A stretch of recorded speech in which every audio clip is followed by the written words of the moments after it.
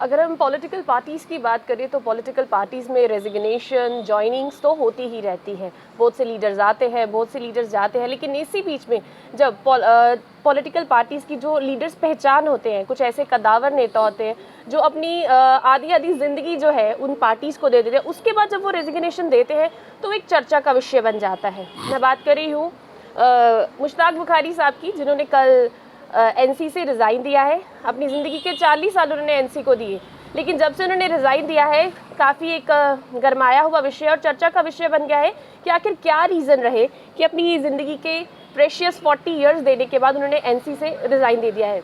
मुश्ताक बुखारी साहब मेरे साथ मौजूद है। आपको बता दें ये फॉर्मर एमएलए भी रह चुके हैं, साथ ही साथ पहाड़ी बोर्ड के चेयरमैन भी रह चुके हैं। इनसे बातचीत करते हैं। सर, सबसे पहले आपसे ही जानना चाहेंगे कि आधी ज़िंदगी के बराबर होते हैं ज़िंदगी के 40 आधी ज़िंदगी से 10 साल ज़्यादा है जी। तो उसके बाद ऐसा क्या हो गया कि आपने सोचा कि अब एनसी से रिज़ाइन लेना चाहिए? देखिए जी, पॉलिटिक्स हमने न शौक से ज्वाइन की थी, न छोड़ रहे हैं, न छोड़ेंगे। पॉलिटिक्स को एक हम वक्त की ज़रूरत महसूस करते हैं अपनी कम्युनिटी के लिए। अगर मैं अपनी कम्युनिटी के लिए, पहाड़ी कम्युनिटी के लिए कुछ काम करना चाहूँगा तो घर में बैठ के नहीं होगा जब तक मैं पॉलिटिक्स में जमा ना होऊंगा। तो हमारी पॉलिटिक्स, एक तो मैं बता दूं कि मेरी फैमिली 4 डिकेड से पॉलिटिक्स में है। मेरे अंकल 3 बार एमएलए थे स्टेट असेंबली के, तो मैं भी 2 बार एमएलए रहा हूँ, मिनिस्टर भी रहा हूँ। हमारा सब कुछ जो था वो पहाड़ी कम्युनिटी के लिए था।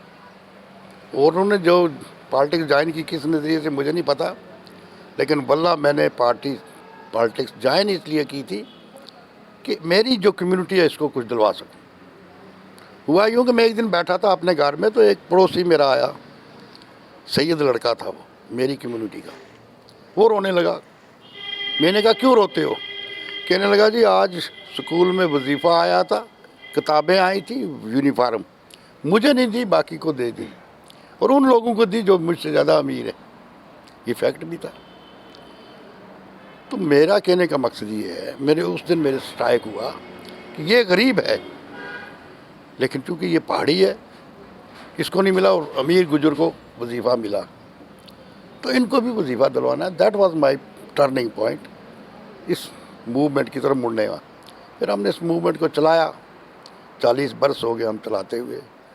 मिर्ज़ा रशीद साहब तो एक बचे हुए जो मेरे साथी हैं, बाकी बांडे साहब थे, मीरपुंची थे, मसूदी से, वो उनकी वफ़ात पा गए इस शौक़ में कि चलो हम ये दिन देखें पहाड़ियों को कुछ मिले।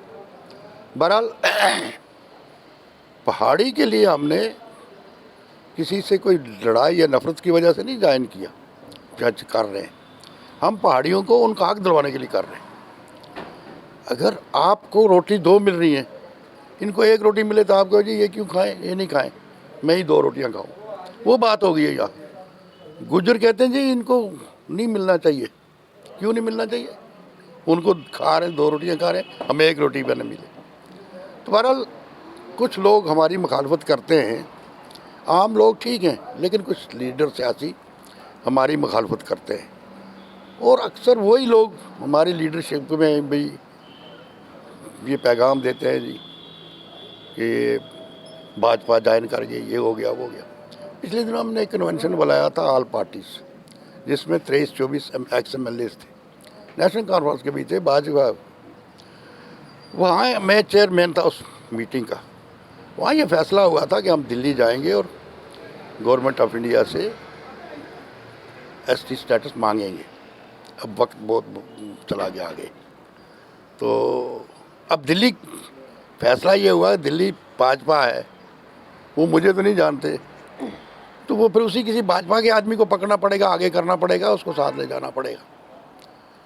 तो हमने कहा जी ये चलेंगे, हम इनके साथ चलेंगे। मैंने तकरीर भी की कि मैं रविंद्र राणा साहब से कहूँगा कि ये हमें एसटी स्टेटस दिलवाएं, और जिस दिन ये एसटी स्टेटस दिलवाएंगे 1-1 वोट इनको दे देंगे हम।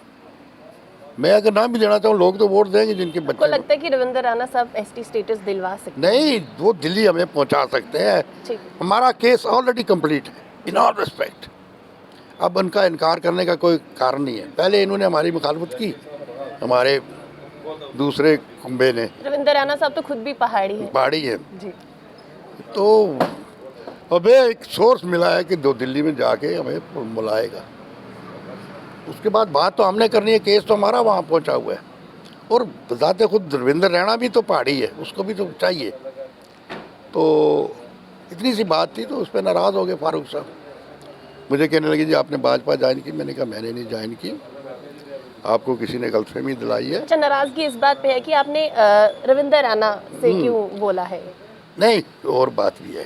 अच्छा, और बातें भी हैं। बात ये है, वो नहीं वो ये सिग्नल देना चाहते हैं गुजरों को कि मैं पहाड़ियों की मदद नहीं कर रहा हूँ। अच्छा। यानी पहाड़ियों की मदद करो तो गुजर नाराज़ हो जाएंगे। ये पॉलिटिकल स्टैंड नहीं ना करना होता कि गुजरों को मिल चुका है, अब हमें मिलेगा तो उनको क्या तकलीफ़ है। लेकिन उनके ज़हन में ये डाला हुआ है कि अगर पहाड़ों को मिला तो गुजरों को नुकसान हो जाएगा, कि ये ज़्यादा पढ़े लिखे, ये सीटें ले जाएंगे। मगर उल्टा है, आज की डेट में गुजर पहाड़ियों से ज़्यादा पढ़े लिखे हैं, उनमें ज़्यादा MA PhD है। बहरहाल ये उनकी सोच थी। तो फारूक साहब ने इसलिए कि वो प्रो गुजर ज़्यादा है, हमेशा प्रो गुजर रहे और हैं। बहुत से गुज्जर कम्युनिटी के बड़े ऐसे नामी चेहरे हैं जो इसकी मुखालफत कर रहे हैं, जो कह रहे हैं कि ये किस बेसिस पे मान रहे हैं, बस ये लैंग्वेज के बेसिस पे मान जाने पे जाने नहीं है जी, हमें वक्त और हादसे की वजह से वो बन गए ऑफिसर भी, तो अब वो हमारी मुखालफत कर रहे हैं। हम मेरिट पे मांग रहे हैं। हम एक कबीला हैं, हमारा अपना एक कल्चर है, तहजीब है, तमद्दन है पूर्व जोरी के लोगों का, उनकी हमारी एक लैंग्वेज है।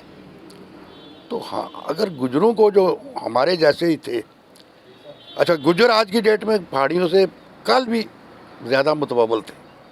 मैं पीर हूँ, पहाड़ी हूँ, मुझे एक भैंस है मेरे पास। मेरा पड़ोसी गुजर अनपढ़ है, उसके 2 भैंसें हैं। इकनॉमिकली वो मुझसे ज़्यादा साउंड है। आज की डेट में, कल की डेट में भी गुजर पहाड़ियों से ज़्यादा साउंड थे इकनॉमिकली, लेकिन उनको मिल गया, अब पहाड़ियों को ना मिले जी। ये तो ज़्यादती है, उनके कहने से क्या होता है। बहरहाल कोशिश करेंगे, हम दिल्ली तक पहुंचेंगे, और अगर उन्होंने हमें ST दे दिया तो पहाड़ी एहसान फरामोश नहीं है, वो उनका एहसान चुकाएंगे। बुखारी साहब, इतनी देर से आप NC में थे, जैसे आपने कल अपना रेजिग्नेशन दिया तो उसमें वो कुछ साफ जाहिर असर है। हुआ सो पार्टी में? वो क्या चीज़ पार्टी में कुछ असर हुआ इससे? पता नहीं, वो नहीं जानता, होगा, असर नहीं हुआ। उनसे कोई रिएक्शन आया? नहीं, कोई किसी का कोई रिएक्शन नहीं है। तो मैं क्या मानता हूँ किसी के रिएक्शन को, या मैं क्या चाहता हूँ कि कोई मेरे रिज़ाइन से कोई कांप जाए ना। मैं अपने मेरिट पे, अपने ज़मीर पे रिज़ाइन किया है कि पहाड़ियों के मुखालिफ के साथ मैं नहीं चल सकता। फारूक अब्दुल्ला आज की डेट में पहाड़ियों का हिमायत नहीं करता। कल तक हम इसके साथ थे, 40 साल में चला हूँ। जब अब देखा मैंने कि आज था वक्त कि वो दिल्ली में हमारी मदद करता, क्योंकि आज हमारा केस वहाँ पहुँच चुका है। तो उसके बजाय कि वो हमारी मदद करता, हमसे ही नाराज़ होना शुरू कर दिया। होता रहे जी, हमें क्या कर सकते। हमें अपनी पहाड़ी कौम का सोचना है। अगर मेरा सगा भाई भी मेरे पहाड़ी काज के ख़िलाफ़ होगा, मैं उसको भी छोड़ दूँगा। फारूक साहब तो दूर की बात है, वो मेरे पहाड़ी काज की मुखालफत करे तो मैं उसका साथ दूँगा। कोई बेगैरती पहाड़ी साथ देगा उसका? गैरतमंद कोई पहाड़ी, जैसे जम्मू कश्मीर में 12 लाख पहाड़ी है, कोई भी आज के देवात फारूक अब्दुल्ला साथ नहीं चलेगा, ना नेशनल कॉन्फ्रेंस के साथ चलेगा। अगर हम बात करें 370 जब टूटा था, बहुत सी पार्टीज जो थी बिखर गई थी, लेकिन NC जो थी वो हमारी वजह से रुकी थी, स्ट्रॉन्ग थी। लेकिन उसके बाद हमने देखा बड़े नामी नेता जो एक एक करके जा रहे हैं, तो क्या ये NC में वीक पॉइंट्स है? ये वीक पॉइंट है ना इनको, ये अपने गिर्द ही सब कुछ घुमाना चाहते हैं। यार लीस्ट बादड़ के कौन मर रहा है, कौन जी रहा है, किसके बच्चे एवरेज हो रहे हैं, ये चाहते हैं कि बस उसके इनके इर्द गिर्द इक़्तिदार भी घूमे और लोग भी घूमें, बस इतनी उनकी पॉलिटिक्स। इसलिए हम अपने कौम को किसी पर कुर्बान नहीं कर सकते। और मेरी सियासी, मुझे कुछ कहते हैं ना साथी मेरे कि जी आपका इतना बड़ा सियासी कद था तो आपने अपने सियासत कुर्बान कर दी। अरे मैंने अपनी सियासत को सही रास्ते पर लाया, अपनी कौम पे कुर्बान कर रहा हूँ, जिस कौम के लिए मैं सियासत में आया था। अगर मेरी कौम को कुछ नहीं मिलता, लानत मारी ऐसी सियासत पर। रोटी तो मैं अपने घर से खाता हूँ ना, मैं करप्ट तो नहीं ना। 2 बार MLA भी रहा, मिनिस्टर भी रहा।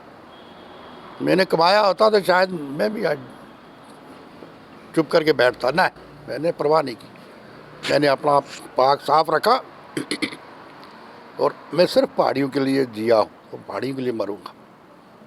रास्ते का एक कांटा उठाओ तो 30 नेकियां मिलती हैं। तो अगर कुछ पहाड़ियों को मेरी वजह से बेनिफिट मिलेगा तो मेरी आखिरत भी संवर जाएगी ना। हम दुनिया में भी संवरना चाहते हैं, लेकिन आखिरत को तो संवारना चाहते हैं। आप भी इसमें यकीन रखते हैं कि आखिरत मार के भी कुछ जवाब देना है। तो बस यही बात है, हमने मार के भी खुदा के आगे जवाब देना है।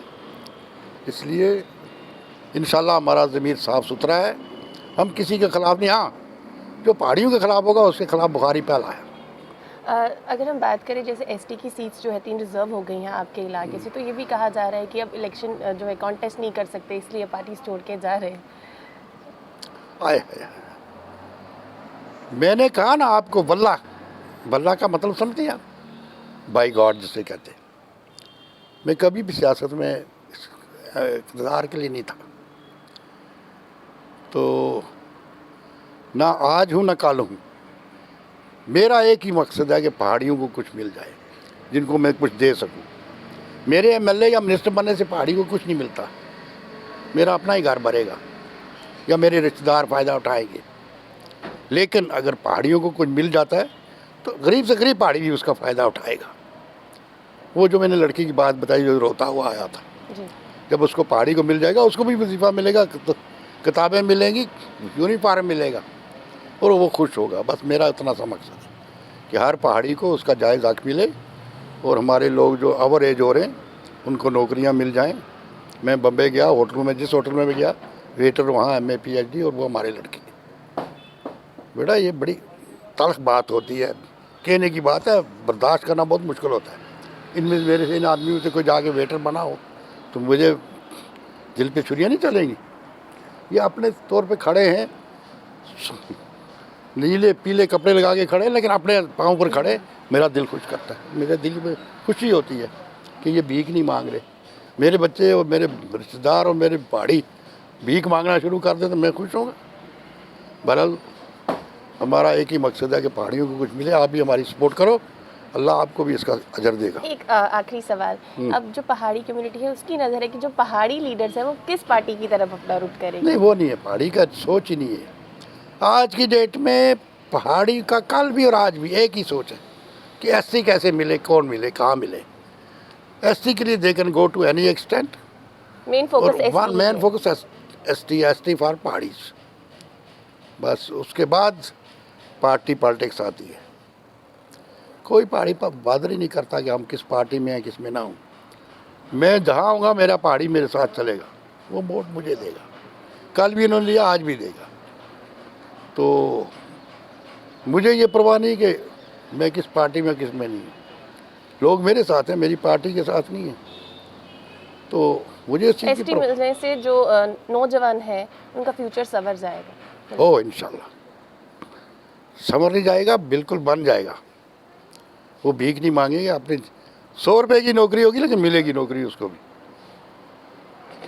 मैंने कहा ना, जब आप बम्बई जाओ और होटलों में देखो कि आपके लोग MA PhD करके वेटर बने हुए हैं तो दुख तो होता है यार। बहरहाल अल्लाह आपको खुश रखे और जल्दी जब हम मिले तो फिर आपसे बात करेंगे। जी ज़रूर। गॉड ये थे ब्लेस। हमारे साथ सैयद मुश्ताक बुखारी साहब, जिनसे हमने बातचीत की, जिन्होंने कल ही बैठो NC ना, को क्यों रिज़ाइन किया है। और क्या कुछ बातचीत हुई है आपने सुन लिया है। और ST के लिए, ST स्टेटस के लिए काफ़ी लंबी एक जो डिमांड है उसके लिए बड़े स्ट्रांगली ये खड़े हुए हैं, जिसके चलते अगर जिस पार्टी में ये थे, अगर उस पार्टी में सुनवाई नहीं हो रही थी तो इन्होंने उस पार्टी को ही छोड़ दिया। तो आप सोच सकते हैं कि कितनी दृढ़ संकल्प जो है इनके हैं। आपकी क्या राय है, कमेंट सेक्शन में कमेंट करके ज़रूर बताइएगा। एंजेलिना स्टीफन, कैमरा पर्सन रुखसार खान।